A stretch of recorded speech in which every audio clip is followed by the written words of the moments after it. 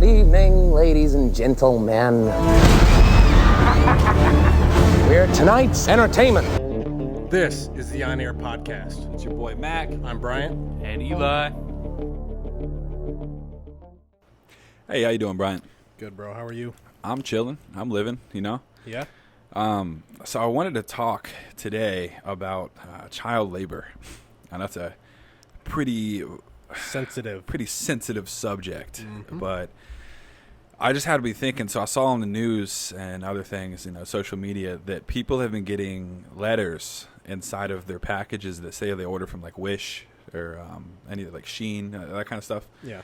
They've been getting letters inside of their packages that say "help me" and stuff like that inside of them. And so it makes you wonder, like, who is making this stuff, and like how badly are they being treated? You know, is it kids or is it like slavery, kind of like indentured servants, where like we'll pay you 10 cents a day or some crazy shit, but you know, to house you and feed you, you know, it's gonna be 20 cents. Or, you know, 10 cents or whatever. And then, like, you know, at the end of the day, they're not making anything. And obviously, it's not for them to make money. They're obviously in a bad position anyways. Right. But then, you know, as an American, you're like, all right, you know, where are these people at? Like, where are these kids at? Obviously, they're overseas, so there's really nothing you can do about it. And it's not your position to try to help them, I guess.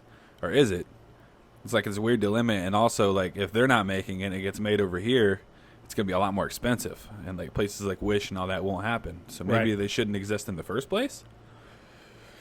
Yeah, you know? I mean, I remember it was back, you know, I got my phone, and then I got like my first debit card and stuff, so I'm able to buy stuff online. Yeah. And then I found Wish.com, you know, the app, and going on there for the first time, I'm like, there's no way this is real. Right. There's no way. I mean, this is either Chinese counterfeit products or whatever, and then you go on like Alibaba or AliExpress, where it's like pretty much the Oriental Amazon. Yeah, okay. Right. I'm following, tracking. But yeah, like, you know, I used to buy my jerseys from there. You always get like the cheap-ass jerseys for $20-$30. Like authentic jerseys? Well, authentic. In quotes. Yeah, air quotes, authentic. But yeah, you know, for a while, you had to start thinking about, okay, who's actually making this stuff? Is this just really a warehouse full of stuff that someone found? Or, you know, is this stuff being made to order by a bunch of 7-year-old kids? Like, you don't know.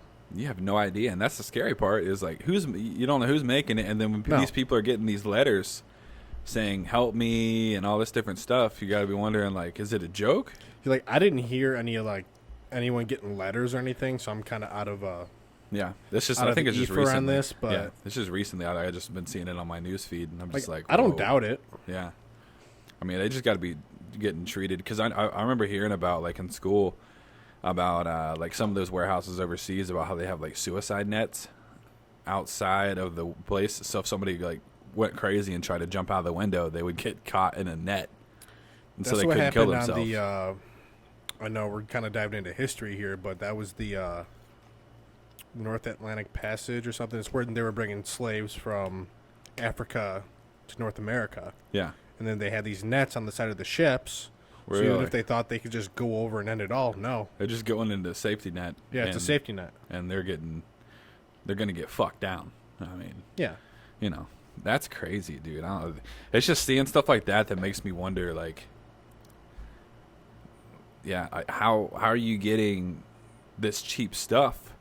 Like, yeah, I would love to buy a pair of Air Jordans for $47. Yeah. But it might take 6 weeks to get to my house. I mean, shit, I got a pair of Jordan 11s, the Concords from China.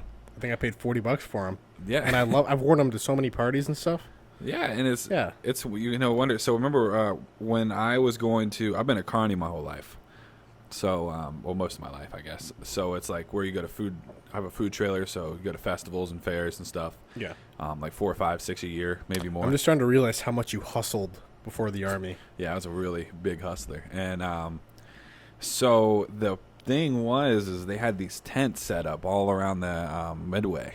And there was these foreign guys selling knockoff Jordans and knockoff Nike, and so the logo would be like canted to the right, just slightly it takes like to the right. The most ultimate sneakerhead to actually point out that nope, they're fake. Yeah, and I remember one time I was about to buy something from one of them, and I guess they weren't supposed to be there, or they weren't supposed to be selling that stuff or something. Yeah. Because the cops came, and they're looking this stuff over, and they're like, "You're selling." They were selling this stuff as the real stuff, and that's where the problem came in. They Yeah. can sell it as like it's not the real stuff, but these guys were selling it like authentic Jordan shirt. Yeah, licensed. for $5. Right. And so all these people are buying it. So these cops show up, and this guy's like, "Oh," he's like, "Oh, what are you doing here?" And then the cop's like, "Dude, you can't be selling this here. Like, this is fake. This is illegal." And the guy's like, "No, it's not." And the cop's like, "All right, I need you to turn around, put your hands behind your back." All 4 of these guys take off sprinting, and a cop chase. Like, they ditch all the merchandise and just go taking off. And I was like, "All right, so should I just take this? You know, should I just take this hoodie real quick?" Yeah. Because it's probably going to get taken for sure. But It gets sticky when so like I know for jerseys, for example, there were like right outside of like stadiums, there's so many pro shops where you can go in and buy like apparel for like, call it like any NFL stadium or something. yeah, There's always those booths and those little shops that sell, yeah, fan gear. And there were a bunch of them that like pretty much got raided by the government because they had tracked shipments from China for jerseys Yeah. that are going to those shops, and it was hundreds of thousands of jerseys. holy And it was shit. in some of the jerseys were like important because they were guys that just got traded over Yeah, or something like that, so worth a lot of money. worth a lot of money. Yeah, That's crazy, dude. But then they mark it up and sell them for 90, 150, depending on which cut of the jersey it was. But 'cause it's all there's- profit. It's all profit, and it's like triple the profit because they probably paid $10 a jersey because you're basically buying them wholesale. That's what they advertise it as. You're buying jerseys wholesale straight from the factory instead of buying them from Nike.com or Fanatics or NFL Shop. Yeah, I'm just using football jerseys for example, but it's the same with all the other ones.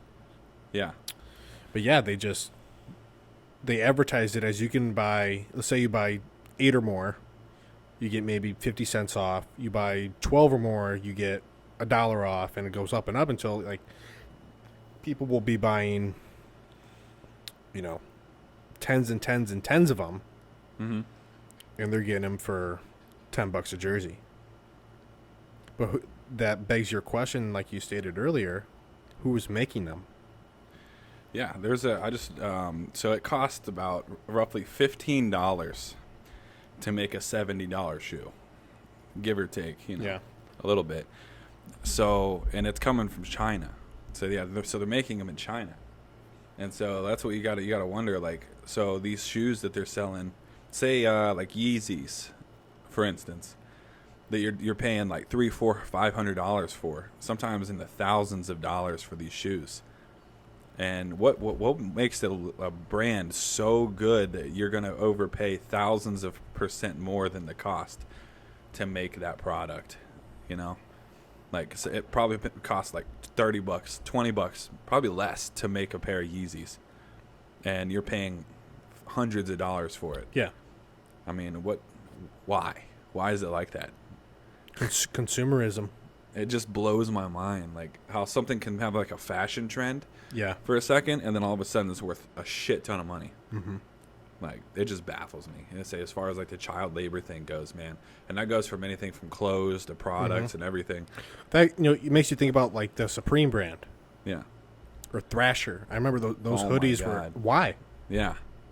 It's I don't know, man. It's a screen printed logo. Why is I remember in Korea, bro, they have these shops in Korea that are like full Supreme and Thrasher. yeah Like, that's all there is, and they're like $5-10 for, like, you can get they're knockoffs. They're knockoff Supreme and Thrasher products, but they're like $10. But you can't even tell the difference. No. So it's almost worth it to just buy a knockoff. If somebody actually looks, like you said, like a sneakerhead, or somebody's like a true fan of that product, they'll look at it and be like, "Oh, that's fake." But what are they going to do about it? They're going to be like, "Hey, man, why are you wearing a fake product? It's not fake. It's real. It's just, wasn't made by them, and I'm not paying $500 for it." yeah. It's See, crazy. that's why like I never understood I guess call it skater fashion, I guess, or just urban fashion. I never understood it. I don't either, dude. I don't know why someone would spend, like, for call them like rare Jordans or something. Like, I can understand that, especially, guys that grew up maybe watching Michael in the 90s. Yeah. And, when it came to his collectible fashion, or sportswear at least, I mean, he started it next to, like, Champion and Starter, those jackets. But, the Jordan brand was the one that really kicked off that, the camping and waiting for one pair of shoes. And, now, to buy, if you want to buy a pair of originals, like original release ones, I mean, yeah, you're going to spend a lot of money, but I get how that can mean something to people who maybe grew up watching him, or maybe never being able to have those shoes growing up. I can understand that, but just for the the Supreme T-shirts, and some of these people might not even know what I'm talking about. But yeah, the talking about like markup and stuff like that, as far as prices go, something like I just saw on the PX today was the PS5 thing. Yeah. So they have a sign inside the PX today that said, "Enter for a chance to win the opportunity to buy a PS5." So it's not even enter for a chance to win a PS5. Talk about a middle finger. Yeah. It's enter for a chance to win the opportunity to buy a PS5. Yeah. Like, that is insane. And like, people are like, we're buying PS5s from the PX over at the NEX, the Next, the Navy Exchange. Yeah. And they were buying it for like $450, $500, and then they'd be selling it on Facebook for $1,000. Yeah. Or some crazy shit like that. And people are buying them. They're like, they got to have this system so bad that they're going to pay $1,000 for it. It's kind of dying down now because people are getting pissed off at people that are marking that thing up. Yeah. And I'm pretty sure that's super illegal for somebody to be using their benefits, their military benefits, to buy something from there just to resell it. Yeah. But I can see where you're coming from. Yeah. Because we're buying it tax-free on base. Right. And so they're not paying taxes for it either, but they're charging people double what they paid for it. Mm-hmm. It's just a crazy market, man. Yeah. No, I hear you.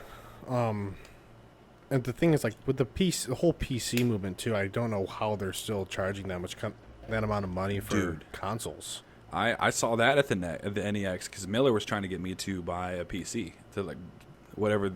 I'm not familiar with the whole PC builds or anything like that. I have no idea. He's like, you can buy gun builds. You can buy a solid PC build for like $1,600. Why? He's like, a solid build. And I was like, bro, that makes literally no sense. Like, when I was growing up, if you were playing PC games, like, it was cool, like, back in 2007, 2006. And I was like 10, 11 years old playing fucking that Worm Apple game on the PC, my grandma's computer. Snake? Yeah. Yeah. I was playing that kind of weird shit. And so now people are spending thousands of dollars on PCs. And they had this really cool looking one, but it was like $4,000 just for like the monitor by itself. Not the monitor, the hard drive. Yeah, I just don't understand it. I guess I can't really bad talk it because, guys are good at the games. Like, I've seen guys like Jessel and them play, but it's a lot. You get more frames per second with the PC. Yeah, it's like so game it's cards. Game cards are a thing, or graphic cards are a thing. Graphic cards, yeah. I don't fucking know, dude. I'm about to get rid of my Xbox One. Like, I just don't play video games anymore. Yeah, I like other shit. See, that's where I'm at, dude. Like, I want to buy a PS5. I always wanted to play God of War. So, like, and that's a PlayStation exclusive. But I guess it's on PC, too, because PC gets everything. PC gets the Xbox exclusive games, the PlayStation exclusive games, right, and everything. So I wanted to play the Spider-Man games. Yeah, which those is are on huge. PlayStation. Yeah, those are. I mean, Sony owns Spider-Man, so that makes sense. But that's the only reason I wanted to buy one. But I'm not willing to pay $700-800 for a console. Right. It's just not gonna happen. No. I'll just stick with my Xbox One, and I'm like right now I'm playing Fight Night Champion, that boxing game. It's made. You mentioned it was made in 2011. So the game's 11 years old right now, and it's fire. Like, the graphics aren't great. Yeah, you seemed excited about it. I love that game. It's actually a super big challenge because, like, in the UFC, so if you're playing UFC for Xbox or PlayStation, you're playing that career mode. You can't you can just restart. Like if you're losing real bad, you can just restart the fight and start it over from scratch. Mm-hmm. This game, if you're fighting and you're fucking losing, you can try to quit, but it'll just take a loss on the fight. Like you can't do anything. You literally have to do the fight out and actually win the fights throughout the game. It's crazy. Such a good game though. I fucking love it. No, I like that though. You know, you see so many kids and even adults rage over games, and it's like shit. My roommate's one of them. You know, Yeah. he'll be up my till God. midnight on a Tuesday night. You know, cussing out people on his fucking video game, and People get so serious. the amount of dude. times I throw shit at my wall just so he, you know, realizes, yo, shut the fuck up. Yeah, I just saw a post today about somebody that said, "Think it's time to quit Elden Ring," and he broke his controller in half. Yeah, it's like if something drives you that nuts, that something so insignificant that drives you nuts, Yeah. check yourself. There's people that get so invested in video games Yeah, that they forget that there's a real life out there. yeah, and they end up being fucking losers. Like that's not a jock versus nerd thing. That's nothing like that. It's just they have zero life. And yeah, They have okay, no yeah, social you have your skills. you have your online friends and stuff, but Yeah, but they have real lives too. yeah, You know? go drink a Like- beer or some shit. Yeah, go outside. Go to a bar. Go Get laid. outside. Yeah, go. Go take a hike. Literally, go on Literally. a hike. No, I I love hear ya. hiking.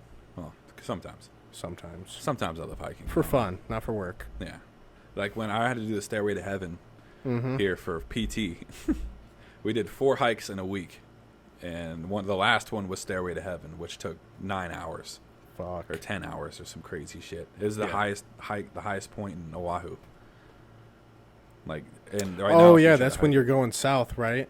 Yeah. Yeah, I've seen It's that. like the highest point. The stairs part is closed. Like you're not allowed to do that. So you have to actually go up the mountain and go across the ridge lines and shit. Talk about some sketchy shit, dude. That hike is nuts. Yeah, I've heard. There's like 550 cord. There's parts where you have to climb up, and there's like 550 cord that you have. There's not a rope. There's like 550 cord tied to this old rusty piece of metal. that you're trying to like scale your way up this rock. At your own risk. Yeah, literally at your own risk. And sometimes like the cops are waiting for you at the bottom to give you a $5,000 ticket for doing the hike. It's insane. Yeah, I know I kind of went off a little off topic there, but that's what we do here. Yeah, we don't really follow a guideline. Sometimes we try. Like We'd really try. if you listen to episode 3, that was an absolute mess of a night. Yeah, That's basically what we savaged from almost 4 hours of talking and drinking. we yeah. got pretty sloshed. We had to cut out the whole first episode. Basically, we should have 3 and 4 up, but we only have 3. So now you know why. Yeah, but yeah, I mean that's pretty much all I wanted to talk about on the child labor thing, and we talk about some PlayStation video games and stuff. But Yeah, I mean, if you're talking about markets, I guess it segued pretty decently. I think yeah, that I'd say wasn't so. a completely off-topic transition, but nonetheless, I think we'll cut this episode cut it a off little now. short. Yeah, Yeah, a little that's a short. good idea. Nice A little little segment. clip. We're just under 20 minutes, so Solid. all right. Well, take care, everybody. We'll be back soon. Peace. Bye.